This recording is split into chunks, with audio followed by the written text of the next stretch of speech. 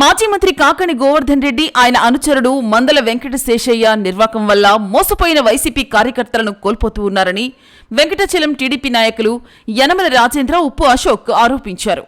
వెంకటాచలం మండల కేంద్రంలోని తెలుగుదేశం పార్టీ కార్యాలయంలో స్థానిక తెలుగుదేశం పార్టీ నాయకులు విలేకరుల సమావేశం నిర్వహించారు.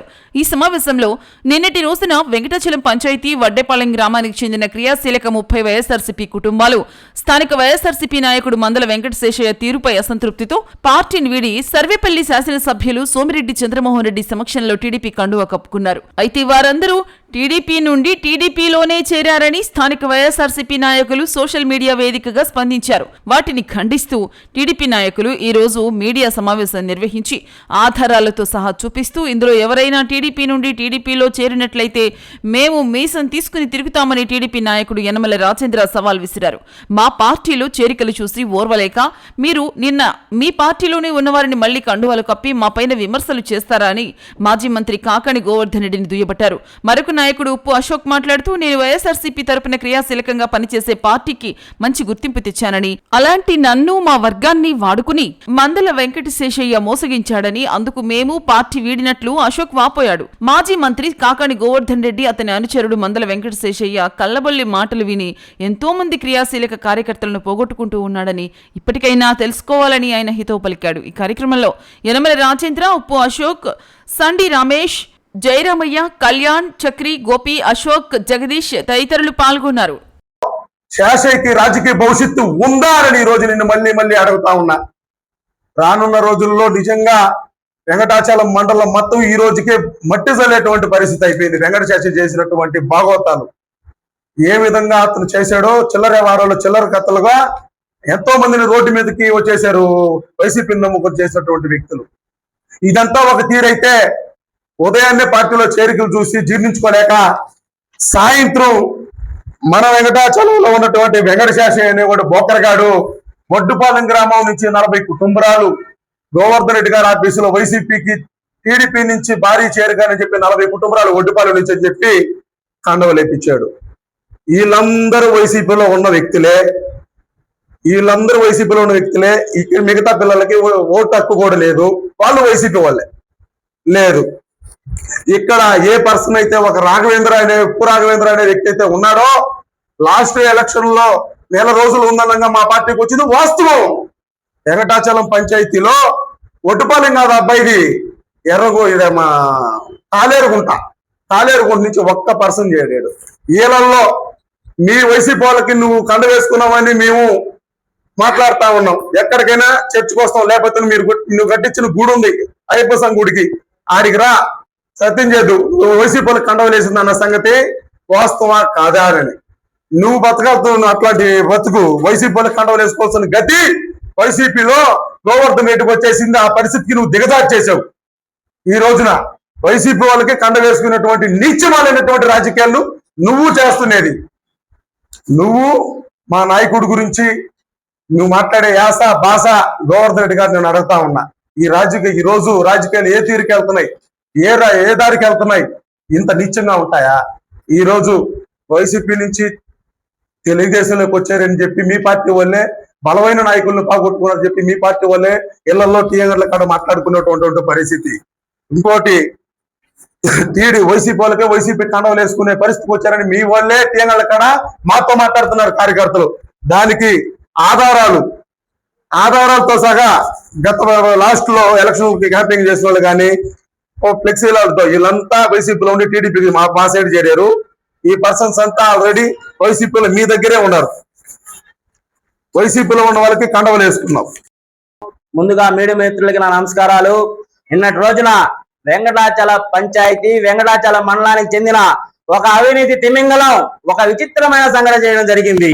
ఆ వంచకుడు వంచే పనులకు అలవాటైపోయి నిన్న ఒక డూప్ చేరికలు చేర్చడం జరిగింది. నిన్న ఉదయం మేము వైసీపీని వీడి 30 కుటుంబాలు, ఈ రోజు మండలం మొత్తం చెప్తా ఉంది, 30 కుటుంబాలు శాసయ్య కోసం వైసీపీ పార్టీ కోసం కష్టపడిన వాళ్ళం చేరం. ఏ ప్రలోభాలకు లొంగో ఇంకో దానికి లొంగో చేరలా. నీ వంచనలకి, నీ ఆగడాలకి, నీ అవినీతికి, నువ్వు చేసే విలువ తక్కువ లేని పనులకు, నువ్వు మాకు ఇవ్వలేని గౌరవానికే మేము పార్టీలో చేరాం. నువ్వు వంచనకి బాగా అలవాటైపోయి నిన్నటి రోజున మా వడ్డీపాలనకు సంబంధించి ఒక 6 మందిని చేర్పించావు. కానీ సాక్షి దినపత్రికలో మాత్రం 40 కుటుంబాలు టీడీపీలో నుంచి వైసీపీలో చేరిక, సోమిరెడ్డి చాప్టర్ క్లోజ్ అన్నట్టుగా మీరు ప్రచురించుకున్నారు. దానికి నేను ఒక ఉదాహరణ చెప్తున్నా. తురకా పుల్లయ్య అనే అతను ఎలక్షన్లలో మనంది క్యాంపెయిన్ చేసినప్పుడు మనతో పాటు తిరిగాడు. దానికి విత్ ఎవిడెన్స్ తో సహా చూపిస్తా ఉన్నా. ఇదిగో చూడండి, ఈయన తురకా పుల్లయ్య ఎలక్షన్ క్యాంపెయినింగ్ అప్పుడు మాతో పాటు తిరిగాడు, మాతో పాటు క్యాంపెయిన్ చేశాడు. ఇంకొక అతను చెల్లా చెంచుబాబు అనే అతను ఇదో ఫ్లెక్స్ లో ఉన్నాడు. ఇంకొక అతను గుంజి దినేష్ అనే అతను గత వైసీపీ గవర్నమెంట్ లో ఫీల్డ్ అసిస్టెంట్ గా 3 సంవత్సరాలు పనిచేశాడు. అతన్ని తీసుకొని వచ్చి నిన్న కండవాయేశావు. ఇంకపోతే కొంతమంది ఓట్లు లేని వాళ్ళని, ఎస్టీ కమ్యూనిటీకి చెందిన ఎరికల కులాలకు చెందిన వాళ్ళని, కొంతమందిని ఎక్కడో బెంగళూరులో ఉండే వాళ్ళని ఇక్కడ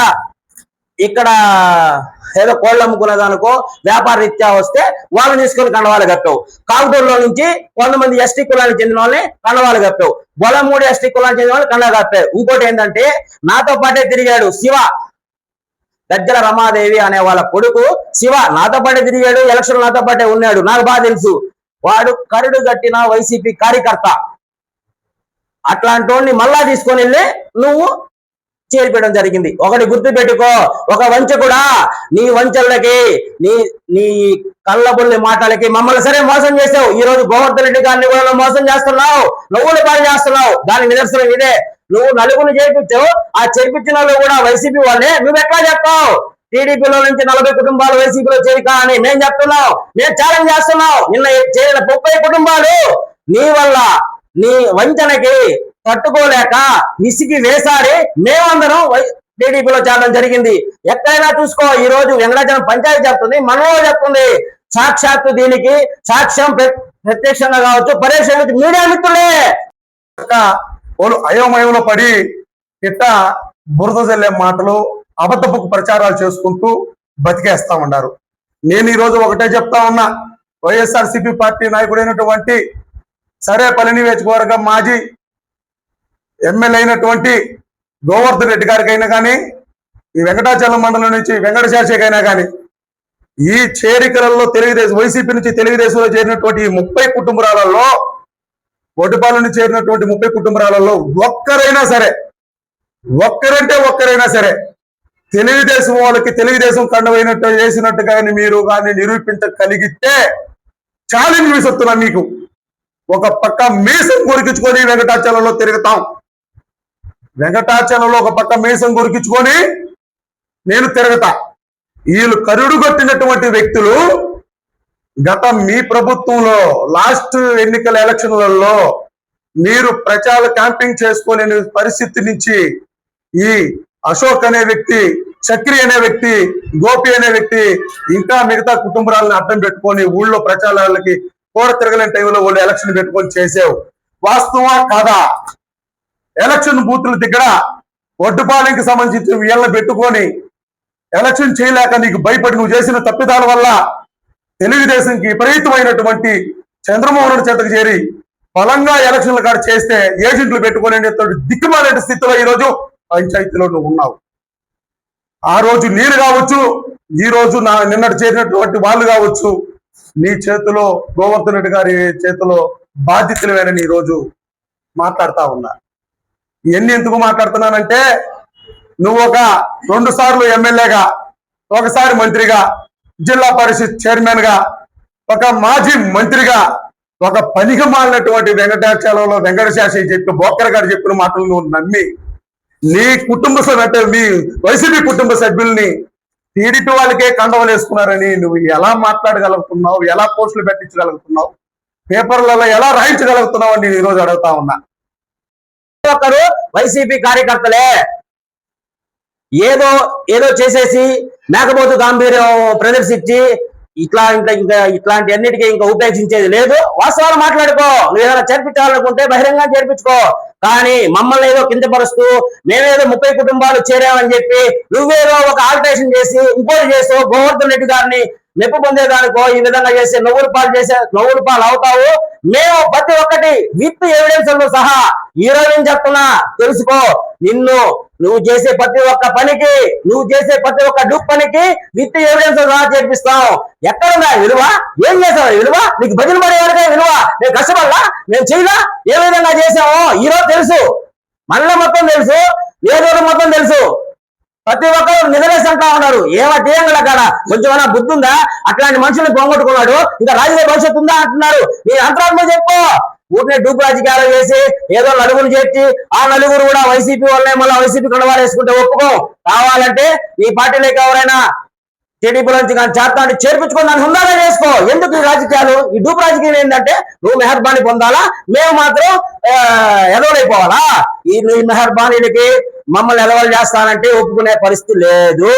ఒకటి గుర్తుపెట్టుకో, ఈ రోజు నీకు గాని మండల పార్టీ నాయకులకు గాని, వైసీపీ మండల పార్టీ నాయకులకు గాని, నీకు గాని, నియోజకవర్గ నాయకులకు గాని, మాజీ ఎమ్మెల్యే మాజీ మంత్రి గోవర్ధనకు గాని ఒకటే చెప్తున్నాం.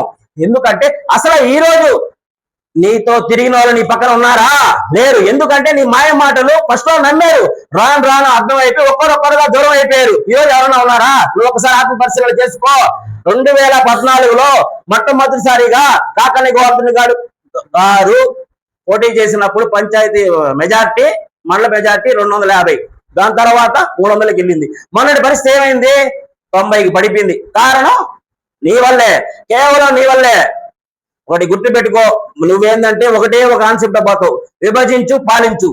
మా మధ్య మా కులాన్ని అర్థం పెట్టుకొని మాకే గొడవలు పెట్టి ఒక వర్గం తయారైతే ఆ వర్గాన్ని నువ్వు చేర్చుకొని ఆ విధంగా నువ్వు రాజకీయం చేయాలని చూస్తావు. ఇంకా చెప్తున్నావు మా వడ్డీపాల వర్గాలనే ఉండవు, మేము ఏకదాటిగా ఉన్నాం.